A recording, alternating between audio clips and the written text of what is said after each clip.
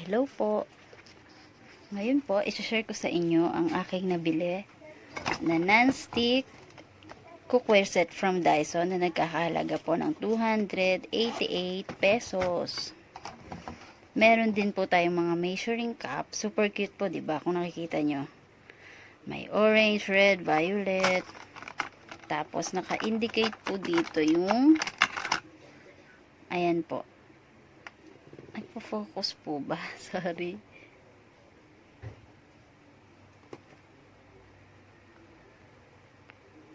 Yan. 'Di ba? Tsareng. Ayaw mag-focus. So, ayan. Ayan. 1 tablespoon, 7.5 ml siya. Yan yung pinakamaliit po. Then, ito naman po. Next. 1 tablespoon, 15 ml. Sorry, half pala to. It's half tablespoon. Next naman, violet po. 1/4 cup, which is 60 ml. Yan po. And so on so forth. Charing. So, ayan na po siya. Super cute na mga measuring cup from Daiso. Sorry, ayaw makabit, diba? Ayan po, ayaw makabit. Super cute. Tanan! Ito po ay yung measuring cup natin from Daiso. Ganda-ganda, diba? Pwede nating isabit. Ito po, ito naman po yung ano man tawag dito? Siyanse. Siguro. Wala lang butas-butas. Ito naman ay nagkakahalaga din po ng 88 pesos. Super cute niya kasi kulay pink. Tapos super flat lang. Ayan po. Super flat. Nakakatuwa. Love it. Tapos dito naman po ako pinakanatuwa kasi ito ay 288 pesos. So, ito po yung mga kasama ng tatlong cookware na nabili natin. Saan na ba yun? Ayan. 20 cm frying pan, 24 cm frying pan, nylon slatted turner. So, all in all, tatlo po sila. Malamang. Okay. So, ngayon, guys, samahan nyo ako. Tatry po natin itong gamitin ko talagang non-stick po siya. Ayan yung itsura niya. So, buksan muna natin. Buksan po natin. Wait lang. Gunting. Pakiabot ang gunting. Yan po. Yung kasama ko sa bahay na nag-aabot na ang gunting. Wait lang po, guys. Yang hiya sa kabutihan. Ito pa ang isa kasama ko. Set. So, sana po ang naghawak ng presenta ng aking kapatid para yay! Ang cute ho, diba? Ang cute. Black. I love it po. Medyo malambot-lambot. Pero, nireklamo ko ba ako sa 288? Hindi na po. Kasi baka ipukpok sa atin ito. Ngayon, ayan ang mga kasama niya. Cute-cute. Siyempre may kasama siyang ganyan para hindi magasgas yung kabila. So, ito naman po ay wala siyang yung, anong tawag po doon? Yung bakal dito sa puwet. Wala din pong bakal. So, ayan. Okay. Kaya po ay katulad kong budgetarian na naghahanap ng frying pan na non-stick pero mura. Tara, sana po mag-work ito. Try po natin ito.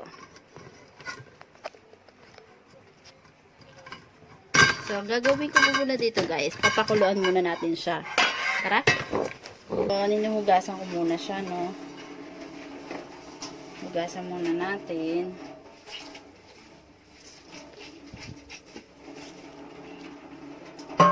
Yan. Tignan natin kung maganda talaga yun. So, ang naisip kong lutuin dito ay itlog. Yun yung pinaka-simplest food na naisip ko para ma-try po natin kung talagang non-stick po siya, no? So, ayan, tatry natin siya, guys. Ginawa ko po dito, nilagyan ko lang siya ng konting tubig. Pakuluan muna natin siya para siguradong malinis. Nilagyan ko lang siya konting tubig. Papakuluan lang natin siya, no? Ayan. Wait lang po tayo. So, guys, yan na po yung tubig niya. Kumukulo na po. So, I guess pwede na ito. So, try na natin yung apoy. Try na po natin siya na. Hello guys, naitapon ko na yung tubig niya. At kung mapapansin nyo, nagustuhan ko siya kasi tignan nyo naman no, as in wala natirang tubig sa kanya. Dali niyang itapon. Hindi. So yan, naitapon ko na yung tubig niya. Ang gagawin natin ngayon. So try natin kung talaga non-stick siya. Konting-konting tubig lang, mantika lang ilalagay ko, no guys. So, ayan, buksan ko na yung tubig. Then, so ito nga yung naisip ko. Itlog, pinaka-simplest food na naisip ko para may try na rin itong Daiso. Ready na ba kayo guys? Masaksihan? Ayan, kung mapapansin nyo, mahinang apoy lang muna siya. Kasi baka masunog. So, okay, I think kailangan ko na ilagay mantika. Go! Manipis lang naman guys yung ano yan, no? So, I guess, mainit ang na galing siya. na ano yung... Manipis lang yung pinaka, parang ano yun, parang siya. So, ang daming mantika, no?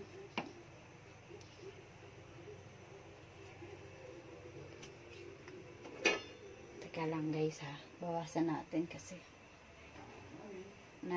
naawa ako sa kakain nitong itlog na to. Sena.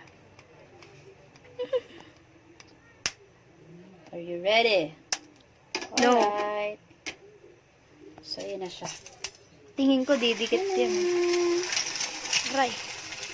Mahinang-mahina lang ang apoy nito guys, no? Kasi ayaw naman natin na masunog siya.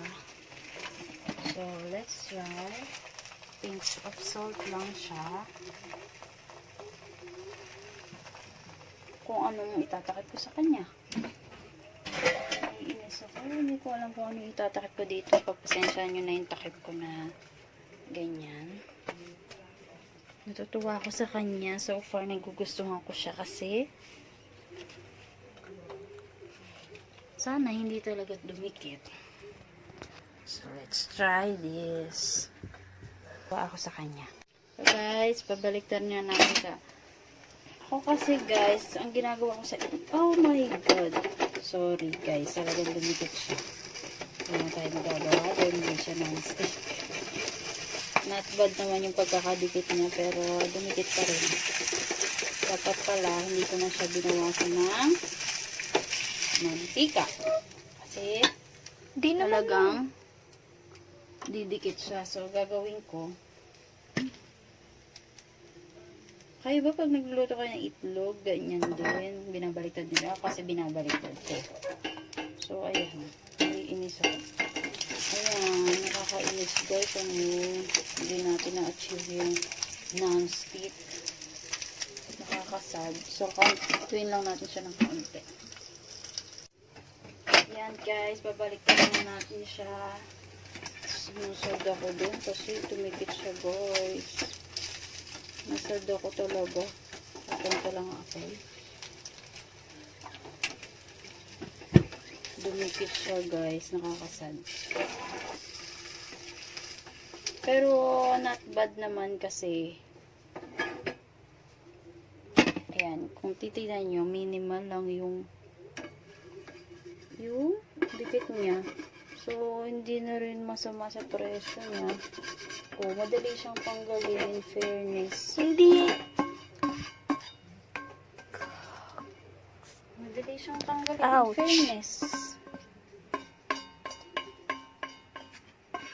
Ayan, wala na siya, di ba? Wala na siya. Nakakatuwa guys, no? Wala na siya. Di, dumikit po. Tingnan mo.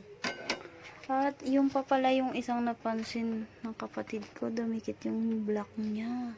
Eh, kasi hindi pa masyadong ano. Ano? Hindi mo pa masyadong, ayun no. Ha? Ito ata, ayan. Hindi masyadong... Nainitan masyado. So, ang siguro guys, hindi ko maisasuggest tong Shense kasi yun yung pinaka ano niya eh. Yun yung na ano. Tama nga, ito nga lang. Yan guys, so kung mapapansin nyo, yan lang yung pinaka, ayan ho, oh, may namamapak na ditong mga bata, 'di ba? Kahit may itim-itim, kinain pa po nila. Ganyan po sila. Ay, nakakasad no guys, kasi okay na sana. Dito siguro wala kang mairereklamo, pero dito Siense, oh my god. So guys, ito na ngayon pa. So kung tatanungin nyo ako kung may isasuggest ko ba sa inyo, so ito, of course, kasi sobrang colorful niya. Sobrang colorful niya. Meron ka na ditong 1 cup. Tapos ito naman 1/2 cup. Ito talaga masasuggest ko sa inyo kasi very colorful. Ito talaga masasuggest ko sa inyo kasi very colorful. Nakakaganda sa kusina nyo. And then ito, siguro ito hindi ko pa natatry. Sana wag siya katulad nung isa. So buti na lang pala, good thing na nakabili rin ako netong isang ganito. Kasi hindi ko trip yung isa, yung Shense. Sana hindi to humawa. So ito guys, ito okay naman siya eh. Wala siyang naging problema. Siguro minimal lang pagkakadikit niya kasi madali siyang na ano, pag ginaganyan siya, madali siyang natatanggal.